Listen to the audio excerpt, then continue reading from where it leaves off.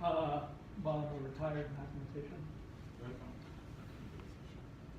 So, this presentation is based on a Hindu scripture called Bhagavad Gita as it is. Of course, it is a Hindu scripture, but it is a non-sectarian book. Talks about what's life, and it's a manual for life. Something which is applicable to each one of us. It doesn't matter where we are, what we are. So, if you find anything that you feel you don't understand, you can interrupt me and ask these questions. Uh-huh. Before I start, I thought let me tell you a story. So, usually with all the stories, at least most of the stories, once upon a time, right, there used to be a king. He was fabulous. He had a lot of opulence, wealth, a lot of soldiers, many wives, a lot of children, and very opulent. And to his kingdom, there used to be a spiritual monk who used to visit him often. And he used to ask him, "Are you happy in life? Is what things that you have in your life, is it making you contented, or are you still feeling something that is a void? If there is something that you are feeling something is lacking." He always used to feel he's lacking something, even though he has got everything. The kingdom is expanding. He has got all the soldiers. He's very mighty. He's very opulent. Never used to be articulate enough to say exactly what's the reason why he's feeling that dissatisfaction, that voidness. So, however, when the monk used to speak to him something that he should take up with this process of spirituality, at least spend some time in spiritual practices, he used to be very, very averse. Somehow he was not liking the monk visiting him and telling him that. So, and the monk could feel it, right? If I'm saying something to you and there seems to be a little disinterest, or you seem to have no connection with that, I can sense that. So the monk told that, well, I've been coming here and I've been trying to share some spiritual practices, but you seem to be very disinterested. If you do this one thing, I promise I'll not come again. I'll not show you my face. I'm very happy. Just wanted to know what is that one thing that I would do. After that, the monk would not show up. So the king asked him, "What is it?" So the monk said that in your this big large kingdom, you find out who's the most stupid person, stupidest person, biggest fool, and make him the prime minister of your country. So I'm just sharing a story. I missed a little bit of it. I think you can figure it out. So if you find the biggest fool and you make him the minister, then I would not come again. I would not disturb your promise. King was very happy, but okay, it's not easy, but not difficult either. So he sent all his soldiers, ministers in all directions. Fetch that biggest fool in my kingdom, whoever it may be. And whoever it may be, I would make him the prime minister. So all the soldiers, they go in different directions, trying to find out who's the biggest fool. When they were going, one such day they found, there were a few soldiers who found, there was one man who was sitting on a branch of a tree with an axe, and he was trying to cut that branch, and cutting the branch on the side of which he was sitting. So basically he was sitting on the edge of the branch and trying to cut the same branch. The soldiers stopped him saying that, "What are you doing? Are you a fool? Don't you know what's the danger of falling from a height? You should not be doing this." He said, "Well, are you guys some astrologer or something? How do you know that I'm going to fall? I've been doing this for a long time." So he didn't listen to them. He didn't pay any attention to them. And he was cutting, and lo and behold, law of gravity worked. He fell down with a thudding sound. And then he fell at the feet of all these soldiers, saying that, "You all are great souls. You all are great astrologers. You could see the future, which I was not able to see. how did you know this? So they were laughing amongst themselves. They thought they found the biggest fool that they've been looking for. So they go and they went back and informed this to the king. The king just bursted into laughter that finally he has found his the foolish person in the kingdom who's going to be the minister. So they called him, and he came, and the king put a medal around his neck and gave him a stick, saying that now onwards you are the prime minister of our country, and you be the prime minister till the time you find another bigger fool than you. Then you can hand over the stick to him, and he would continue after that. So time passed by, and this guy always used to make silly mistakes. He used to be people used to ridicule and mock at him. He'll do all kinds of weird things which was not supposed to be done. And time passed by. As it so happened, the king became old, and he was lying on the deathbed. And since the king was a great king, he's been ruling for a long time, all the subjects came to see him. And the king asked his elder wife, is everybody here, or am I missing someone? So the queen also looked around and saw, well, everybody is there except for your prime minister. He seems to be missing. The king said, then call him. I want to see him before I leave. Finally, this journey when I embark, I want to meet you. So the prime minister was called, and the prime minister came there and sat next to the king's, next to the bed and next to the king, and sat, and he was very happy. Oh, king, I heard you are going for a final journey. I heard that. Are you taking all your soldiers with you? I said, oh fool, I can't take my soldiers. This journey I have to travel. Oh, okay, all right. You may not be wanting to take your soldiers along with you, but you might be taking your wives so that you can have some private moments with them. I said, no, I can't take my wives also along with me. Okay, you're not taking your soldiers, you're not taking your wives. Maybe you're taking a lot of wealth and you want to spend time in solidarity so that you can think, introspect, and contemplate. I said, I can't carry any wealth with me. At that given point in time, this prime minister handed over that stick to him, and the medal he took out from his neck and put it around the neck of the king, saying that I have found a fool who's bigger than me. You deserve to be the prime minister. He said, what are you saying? Are you out of your mind? What are you saying? He said, well, all along your life, you have been busy amassing a lot of wealth, having a lot of wives and children, and you had a great plan of enjoying with them, knowing very well nothing is going to go with you. And the thing which goes with you, the spiritual advice, the spiritual practices, you've always neglected. Who can be a bigger fool than you? He handed it over to him. King was surprised, and he said, my God, how are you speaking these wise words? Can you disclose your identity? Who are you?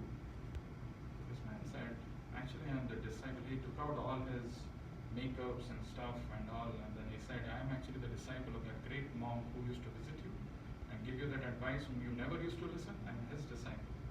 He had made this plan so that I can open your eyes at least before your death. So like that, we may think it's a story, but the moral of the story is we all are like that king. Busy with our own life. We want to have a lot of wealth, we want to enjoy, we want to do these things. We want to have unlimited desires of expanding our modes and means of comforts. Little did we know, little did we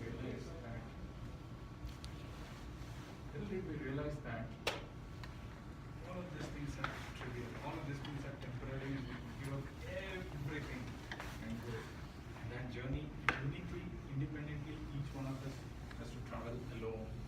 Even though all our relatives, friends, family members, everybody will be sitting, standing next to us. So it is very, very important to know the spiritual practices. That's why the premise that we had in the last class is this book of knowledge is called Timeless Science, which has stood some of the practices which are non-sectarian, don't just go by this is a Hindu scripture, may not be relevant for me. Equally important for all of us. Simple practices can make a lot of difference. So before I proceed, I would like to ask, anything you remember from the last class?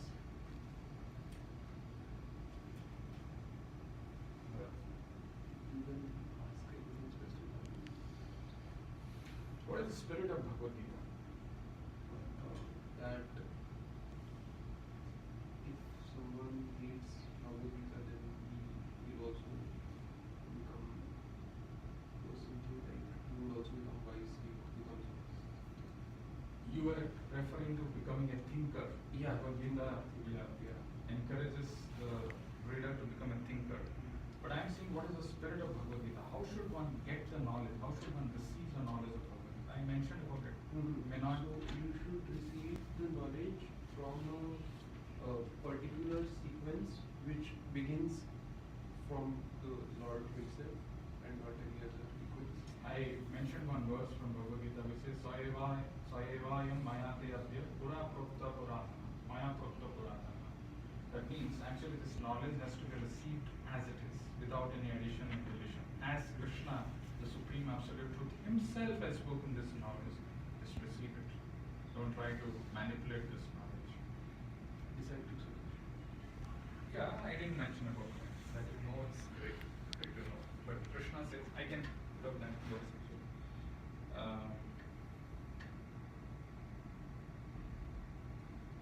So if you see this is the spirit of Bhagavad Gita. One must accept Bhagavad Gita as it is, as Lord Krishna spoke to Arjuna. No addition, no deletion. What are the 5 subject matters of Bhagavad Gita which we spoke about last? I can see a smile at Philip's face. Trying to remember this. Although it's really good. Even if it's 1, 2, it doesn't matter. I have karma, Yes. God, Ishvara, yes. material, Nature. nature, Wow. time, Yes. um, 4 out of 5. You deserve some applause, man. spirit, Huh? spirit. Very close. It's Jiva. Jiva or living entity. All of us. So Ishvara, God. Jiva, living entity. Kala, time. Prakriti, material nature. And karma. Do you remember any of the famous personalities whom we referred to last time? Albert? Okay. It's close, probably. That's the easiest to get it, my memory. They might be also thinking, when it comes, I'll say Albert Einstein. Who is the other one? Gandhi. Gandhi, yes. The author of the book Siddharth Hermann Hesse. Okay.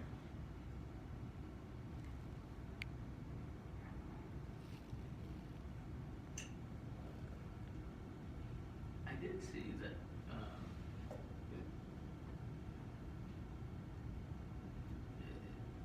It looks like Einstein might not have actually said that, which Yeah, doesn't I- matter too much because I mean Einstein. Yeah, he was. Like, Yeah, I think whether that he is- said something or not doesn't matter too much. Right. Um, But there are so many others who have spoken. And they, how many of you know about an author by name Goethe from Germany? Huh? Goethe. Okay, you said Goethe. That's a How many of you know about this raising hand? It will be, you'll be interested to know that actually he has translated the entire Bhagavad Gita in German language, in Germany. And people people are reading that. It's been done. He's a very famous author. So there was another person whom you were not getting, Huxley.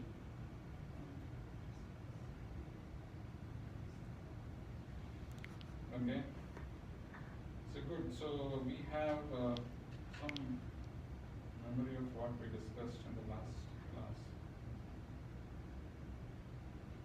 Now let's move on to today's class. See.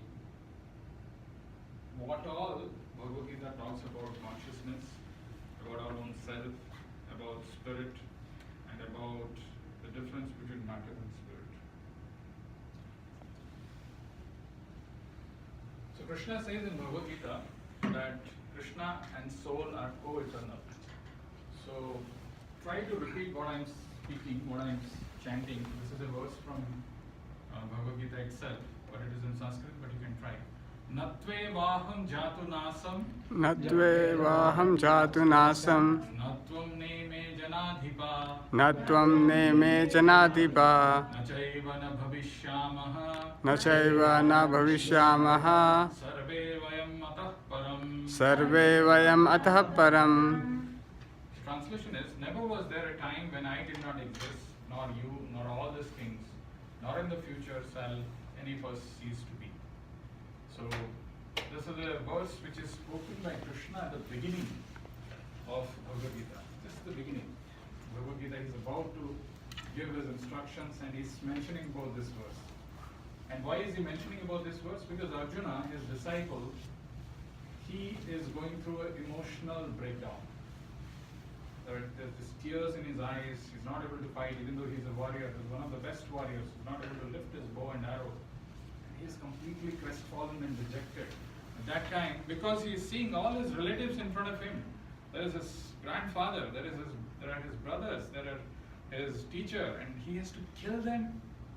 He's confused about that. And the first instruction which Krishna gives, never was there a time when I did not exist, nor you, nor all these kings, nor in the future shall any of us cease to be. So that shows that we are always eternal. Trillions of years ago we were present. Trillions of years from hence we will be present.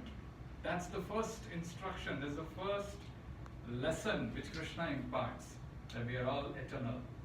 It talks about in three persons, I did not exist, nor you refers to Arjuna, nor all these kings, all of them. So all of them were present in all circumstances, in all times. They were there in past, they are present now, and they will be present in the future. This verse we have taken already, but let's read it again. Dehinosmin yatha dehe. Dehinosmin yatha dehe. Kaumaram yauvanam jara. Kaumaram yavanam jara. Tatha dehantara praptir. Tatha dehantara prapti. Dhirastatra na muhyati. Dhirastatra na muhyati. As the embodied soul continuously passes in this body from boyhood to youth to old age, the soul similarly passes into another body at death. A sober person is not bewildered by such a change. How many of you have heard about transmigration of soul? Even the people who believe in the Vedic scriptures, they say it happens when a person dies at the end of his life. But it is not true. As per this verse, it says it's a continuous process. It happens now, it happens every time. Since the time we have taken birth in this material world, we are continuously changing body. Like we are continuously changing body from that of a boyhood, from that of a child to a boy, to an adult, to an old man. Similarly, the time of death, we quit this body and take another body. So a person who is dhira, who is sober, he is not bewildered by this. Otherwise, when there is a birth which happens in a family, people are so happy. Everybody is so joyous. And when somebody, there is a death happens, everybody says, oh Lord, so cruel you are. My only son, you have taken him away. Nobody dies. There is no birth, there is no death. We are all eternal. It is just changing of body. This transmigration is a continuous process. It doesn't happen only at the time of death. We are continuously changing body in this life. Look back, where is that body gone? It's gone, it's over. We're changing this body now, every moment. And the change is so subtle, we don't see that. We don't realize that. Then he goes on to speak another very powerful instruction which says, spirit has formed, not the matter. You can repeat after me. Vasamsi jirnani yatha vihaya. Vasamsi jirnani yatha vihaya. Navani grannati naro parani. Navani grinati naro parani. Tatha sarirani vihaya jirnani. Tatha sharirani vihaya jirani. Anyani samyati navani dehi. अन्यानि संयाति नवानि देहि. Can you read it loudly, Philip? As a person puts on new garments, giving up old ones, the soul similarly accepts new material bodies, giving up the old and useless ones. So if you see the picture on the top, I just wanted to highlight that.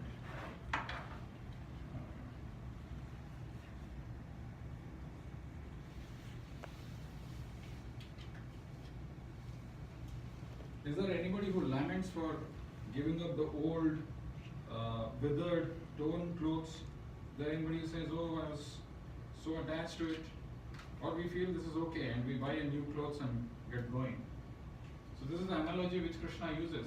See, the old clothes are rejected and a new cloth is taken. Like that the soul accepts new material bodies, giving up the old and useless ones. So when it becomes old and useless, the soul takes another body. So this verse talks about a very important aspect. Can you come here, Mom? So he is wearing this t-shirt. He is wearing this jeans, which has got two legs and two hands. Why is it having two legs and two hands? Any reason? Why this t-shirt has got two hands? Why this has got two legs? To replicate the structure of body. Because he has got two hands, he has got two legs. So that's the reason the t-shirt has also got two legs, two hands and two legs. Like that, the soul has got hands and bodies. Actually, matter doesn't have any form. The soul has that form. So the soul enters into the matter in that form. He has got two hands, two legs. That's the reason this has got two hands, two legs. And he's entering into that. Like that, the soul has matter. The spirit has form, not the matter. So the spirit, thank you. It is not the other way around. Since spirit has form, it enters into that. Since the spirit has two eyes, two ears, two nose, two hands, so the matter has also got. So our body has got two hands, two legs, two eyes, two nose, two mouth.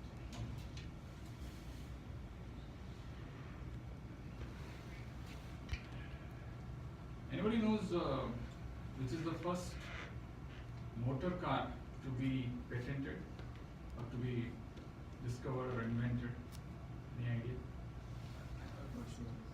About the last one, so if matter was formed, then that means that it would stay stagnant, it wouldn't change. If matter, sorry, I didn't get the question. So if matter had form, if that was the way it was, then like, that's kind of like saying that everybody would just stay the same, you just stay in it, your body would never change, but since your spirit is always changing, is that kind of? No, so since spirit has form, so this spirit is covered. Currently it is covered with the covering of this body, which is matter. So there is no difference between this and this. Only difference is because spirit is inside this, we are able to emote, the body is functioning miraculously, which is matter. But per se matter doesn't have any form, because the spirit has form of two hands, two legs. So we have got this two hands, two bodies, two eyes. So does something like this death not have a spirit? True. So there is always the existence of spirit and matter. It's only when the spirit enters into the matter, we call it as a living person. Mm-hmm. So it is not like from matter spirit comes. We are always spiritual, and in this life we've got this human experience. So like, does a plant have spirit? They do. Yeah. So anything that's alive. Anything that is alive. Yeah, true. Okay. Yeah, that's the basic difference. But how do we know that these things aren't alive? Because there is no feeling. They don't emote. You just do anything. They don't feel anything. But we are able to think. We are able to feel. We are able to love. We have this consciousness. If there is something happens from head to toe, there is a threat, you feel, you are aware of it. That's the difference. Thank you.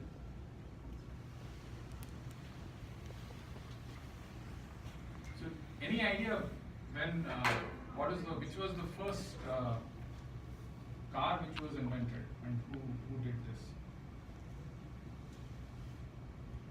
Because it is From there I can car mills. Yeah. Benz company is the one who actually patented the first design of automobile somewhere in the year of 1885. So what I'm trying to say is, when we are talking about spirit and matter, this thing has to be very clear in our understanding, is that even though the body is dying, and even though there is a birth, but it is not the death of the body, neither it is the birth of the body. Then what happens during the, what is the death of what? When we are saying somebody is dead, somebody is no more, who is no more? Perhaps the spirit has exited that particular collection of matter. Yes, so the matter is always dead.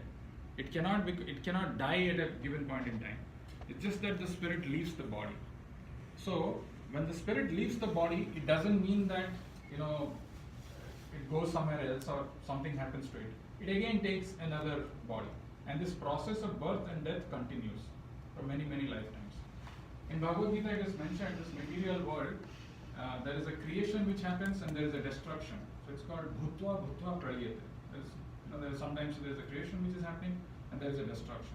So does it mean that when there is a destruction of this material world which is happening, what happens to us?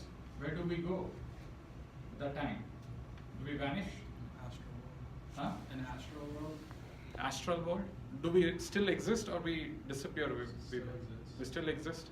Great. How do we exist? In spirit. In spirit? Okay, so there is something which is called unmanifest and there is something which is called manifest.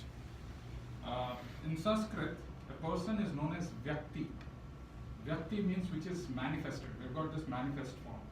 Before we get this gross body, which can be seen, perceived by our senses, it was in the consciousness thing. So the reason I put up this picture and this story is because to have a car in the gross way, which can be used by all of us, somebody needs to first think about it. First it has to come in the mind, the design has to come. Then it can come in the gross form. Without having the idea in the brain or somewhere. So first the subtle thing has to come. Idea has a form. So like that, when there is a annihilation which is happening, still the spirit exists, but it remains in unmanifested way. First the subtle body comes and then the gross body comes. Any question? So, Yeah, yes sir. so like maybe like gravity always existed, but we didn't manifest. Something like that, yes.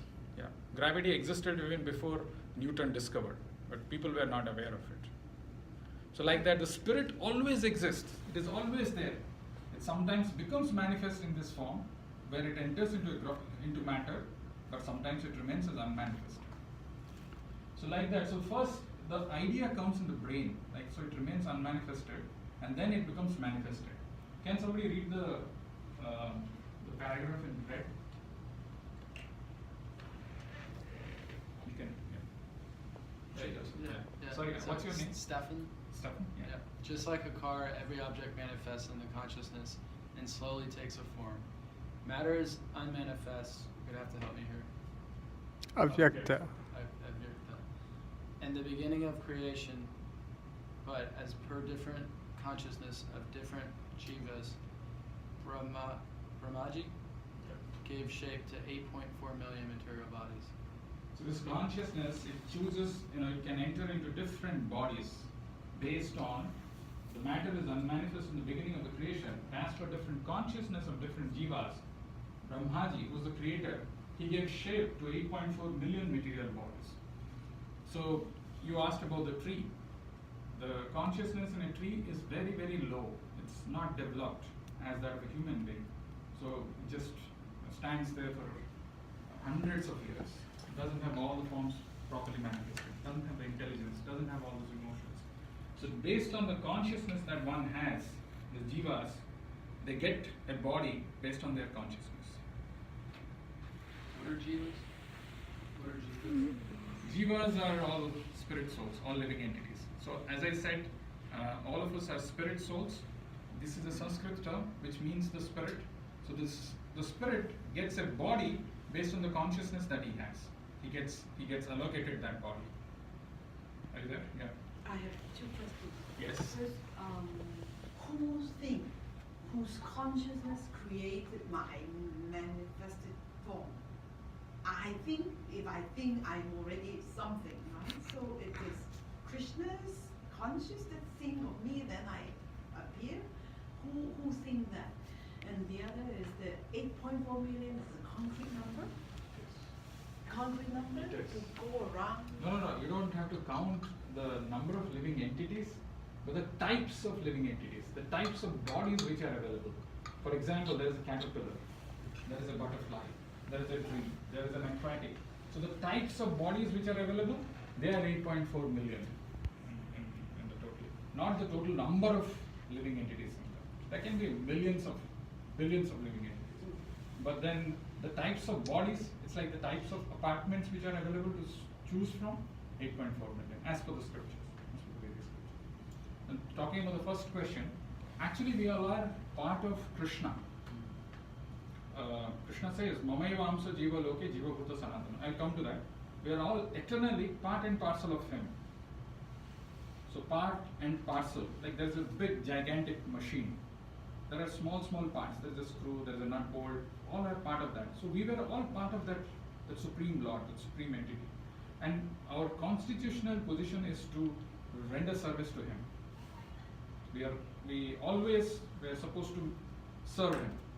Somehow or other we thought we should enjoy independently. That thought that you had how to enjoy was different from what I had. And based on that thought, we got a body where we are here in this material world. It is we who first thought about enjoying, and that thought led to this body. We were given this body. And believe me, we've gone through all these different kinds of bodies many times. And now we've got this. This is also temporary. But spirit is eternal. Only when we realize our constitutional position, we realize we do not belong here. Spirit doesn't belong to this temporary world. We can go back to our constitutional position, that we can, we will experience that eternal, unlimited bliss. That's our real identity, real position. Did that answer? So, Where am I? I mean, in existence, where am I? I think of myself. That's why I appear in my next life. I take up the body of a little baby, or I am already thinking in my There are last three life. things which decides what kind of a body you will have in next life. Three things. First, the karma that you are doing in this life, the action that you are performing, that decides what kind of a body you will have. Second, the way the material modes of nature which are acting. So this modes of nature, they are acting on each one of us. So they are acting differently. Somebody is being, in the mode of goodness, where he feels like getting up early in the morning, seeking knowledge, doing a lot of things. But there is somebody who's in the mode of ignorance, feels very lazy, intoxicates, does a lot of things which is not very right. But it looks right to him because there are different modes which are acting. So that influences the action. And the third thing is our last thought. At the time of our death, what kind of a thought I have, that decides what kind of a body I'll have. For example, somebody thinks of having some raw flesh to eat. So he gets a body which is suitable and convenient for that kind of an act. So basically your karma and the thought that you have at the time of body, these two decides, but your karma is influenced by the modes which are acting on us. So I can say that I am part of the creator of this life. Is it so? You have chosen, you decided, you desired to have a body like this, which is unique. Your body is different from anybody else's. And you wanted to enjoy this material world in that body. So the material nature provided you that body so that you can enjoy in that particular fashion. And again, we have multiple desires, action, thoughts, and based on our last thought that we have, the time of our death, whatever it is, we get another body. So is a human body one type of body, or are there, like, in the 8.4 million? So there are 400,000 types of human bodies. Jalaja, Navalakshani, there is exact division which is given. Aquatics are 9 lakhs. So this is all from the scriptures. 20 lakhs varieties of beasts, 10 lakhs varieties of trees, 11 lakhs varieties of birds, then there are reptiles, and there are only 400,000 varieties of human beings. Sorry, yeah, I'm right, 400,000. Yeah, correct. 400. So is the 400,000, is it for people that were born with one arm, or is it more like of a genetic thing? So this is based on the consciousness that one has. Somebody can be, even though he has got a human body, he may be an aborigine, doesn't have that developed intelligence. So based on the evolution of consciousness, one can be an animal-like, can behave an animal-like even though he has got a human body. So it has got nothing to do with our color, creed, caste, nothing. It has got to do with just the development of consciousness. So there are 400,000 different kinds of bodies which are developed. So I don't remember the exact quote, but I think it's in the first chapter. Oh, of mention. Bhagavad Gita. Good. So you have read Bhagavad Gita? Yeah, a Amazing. little bit, yeah. So there's one where it says like, Krishna says, you're a part of me or something, but I'm not a part of you. Do you know that verse? There is a verse in the 15th chapter, I'll put it up now, just wait for some time, where Krishna says, all of us are part of him. And there is the one which you are referring to, he says that I'm behind all this entire creation, but the creation is not in me. I mean, I'm behind that, I make it happen. But the creation, I'm not there in the creation. That verse is there, which you are referring So to. that's kind of what I thought. But I also was wondering, I think I remember reading that you're serving your karma in this life from a previous life, so you have to be detached from thinking that what you're doing right or wrong is influencing it? Yes, that yes. true? So I'm glad that you have some knowledge of Bhagavad Gita. It does talk about that. There is a verse in Bhagavad Gita which says, "Karmanyavadhikaraste ma phaleshu kadachana, ma karma phala hetudbhur, ma te sangosto karmani," which talks exactly what you are saying. That because of your past karma, you've got a body and you are doing it. While you are doing your action, you should be detached from the results of the action, because you are not the only cause of that action. And but at the same time, you cannot be attached to inaction. It's a little difficult subject, but try to understand that this is a very high subject matter. It is not easy to understand just in 1 hour session. I'm just giving you all this information, sharing it with you, so that it instigates, it triggers that thinking process, knowing who we are. Where can I see all those numbers? Which It's one? interesting. I'll forward. Huh? I'll forward it to you. It's